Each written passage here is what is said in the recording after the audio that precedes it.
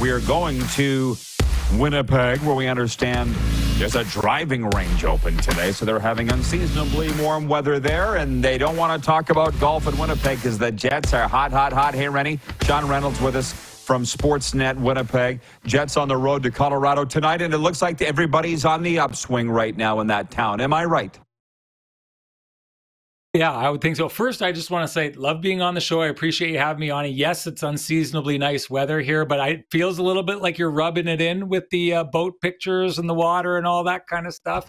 You got a good thing going on there. Yeah, that's okay. I'll move past it. Yeah, everyone really happy with the way things are going in Winnipeg right now. They should be. This Jets team is giving every indication that it's for real. One of the things I think that we've seen from the Jets so far is they're a team that doesn't beat itself. They're a team that makes sure that if you're going to beat them, you've got to beat them, right? And I think they had this 3-game losing streak recently that now they're on a 2-game winning streak. It was a 5-game winning streak for them before that. To me, that's a good sign in there, because what you're seeing is we saw the Jets be an early season team last year that was very good. Then we saw them fall off the cliff. And there's been a little bit of a sense with the Jets over the last number of years that maybe they don't handle success the best. When they start getting close to the top of the mountain, that's kind of what happens before the fall. I don't know how many people were thinking that. I didn't, but when they won those 5 straight games and all of a sudden they've moved ahead of Dallas in the Central Division and they're right behind Colorado, then they followed up with 3 straight losses after what had probably been that game against Florida. I believe I don't know if you were there or not. That was what I thought was their best game of the year. And then all of a sudden they go into a 3-game losing streak and you're thinking, okay, is it happening again? I thought they did a good job of halting that. They handled their business. Those 3 losses were games in which, the Jets forced teams to beat them. Nashville had a great game. They were on a heater heading into that. Dallas is a really phenomenal team. I think the Jets, even though they're right with them in the standings, aren't quite there with Dallas yet at this stage. And then the Edmonton Oilers came in and pulled off a pretty good comeback. They're a hot team right now. So the Jets, instead of taking that situation kind of falling off, they get Chicago, which is a little bit of a gimme on the bingo card. They did a really good job with that game to come out on top. And then a good job of surviving a game against the Carolina Hurricanes that they probably were not the best team on the ice, but they were the less mistake-prone team in that game. And often that's enough to win in the NHL, and it was on that night. Hey, that's a mouthful, and I appreciate the analysis. See, I was at the game here in Florida, and listen, this is does not need to be a hardcore interview. I want to get into the Paul Maurice and Jet stuff and some of the things that was said after that. But that particular game here that night, it was a 3-0 Jets win, and I was sitting. How much does the term speed come up in your circles with regards to the Jets? Because they've always been fast, going back to when Laine was there, like a very fast team. Does anybody ever talk about where they would rate in the NHL for team speed? Yeah, well, I know that at one point Rasmus Kupari, their 4th-line center, had been clocked as that he had reached the highest speed any player in the NHL had reached. It's a different kind of speed, I would argue, from what we've seen in the past. Like, Nikolai Ehlers, we know, can absolutely fly. That's his nickname, Fly.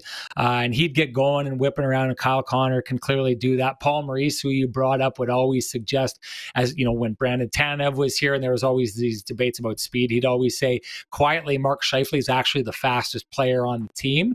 He just is rarely, all out, letting it out the way that those other players did. The speed factor that you're talking about, and I know exactly what you're talking about, Rod, is the team speed, how quick the Jets operate, not just by individual players, but as a unit, right? Like when one guy is going, everybody is going, and they're staying a cohesive unit. And that's what makes them so hard to play against. And you saw it, like that was the perfect blueprint that night against Florida of how the Winnipeg Jets want to play and should be playing as a team. I thought they really kind of threw Florida into an early chokehold in that game, and it really didn't give them a lot of hope. And that's the one thing about this Jets team. If they can get the lead on you, they play the game the right way for the most part. And they don't beat themselves. They don't make errors. They don't make mistakes, especially when they're up in games. You saw that very much so against the Carolina Hurricanes when they were getting pumped, outshot 15-3 in the first period. And we're lucky to come out with the lead in that. But once they have the lead, they're good at protecting the house. They're good at playing as a unit. They don't make it easy for you to get back into games I always go back to that Calgary Flames team that went to the Stanley Cup in the early 2000s. When I saw them earlier in the year, and I thought, they're not the most skilled team, but man, they look like they're hard to beat, and I'd hate to be the team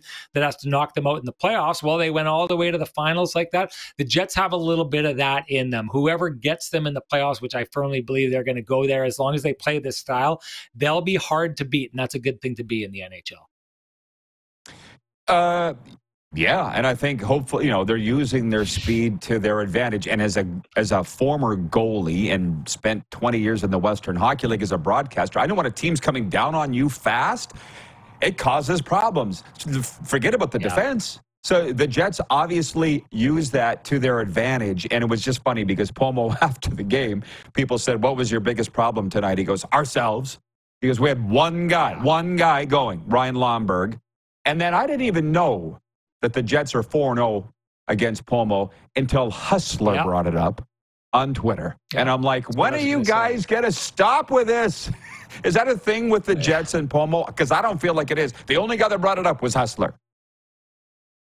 Well, I would say this, like it was a conversation amongst the journalists about the idea that Paul Maurice seems to have Paul Maurice, who was like always extremely complimentary, and it was very hard to, Paul Maurice isn't, Rod Brindamore, who we saw coming through here in town the other day, who's not afraid to be critical and call out his team. He did so on the bench in the middle of that Oilers game with Darren Pang last night, was very critical of his team. Rick Bowness is the kind of guy that the Jets will win some games, and some games that they probably don't deserve to win, and he'll come out and he'll rip his team and say, "Listen, we won, but that's not good enough."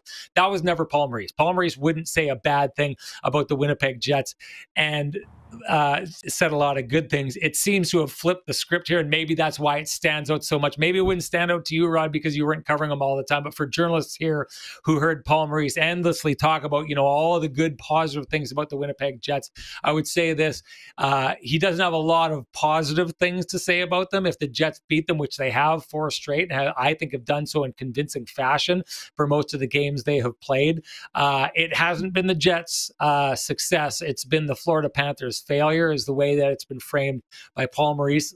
Listen, one thing we know about this is the players left behind.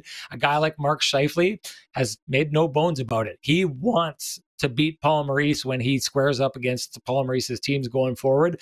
And I'm sure Paul Maurice wants to beat his old team. It has been a lopsided victory time and time again for Mark Scheifele in this situation. I appreciate the answer, because I'm a guy that's just, can we get over this stuff just in life? And what I've realized, like, Rod, it's sports. People don't ever get over stuff. They're so mad at Jamie McCowan for breaking Howard Chuck's ribs in the 80s, for God's sakes. Why would I think they would get over this? They won't. Still right? Furious. Exactly. Tonight, Jets at Colorado. It was way too early, I think, to talk about any kind of playoff preview, but hell of a measuring stick tonight, though, right? Massive. And if there's one place that the Jets this year have yet to kind of show themselves, I think it's in measuring stick games. Now, we could point out to that Florida game as one of those, and it could be that. The belief was the game before that, when they beat Tampa in overtime, was one of those, but Tampa has clearly had its issues.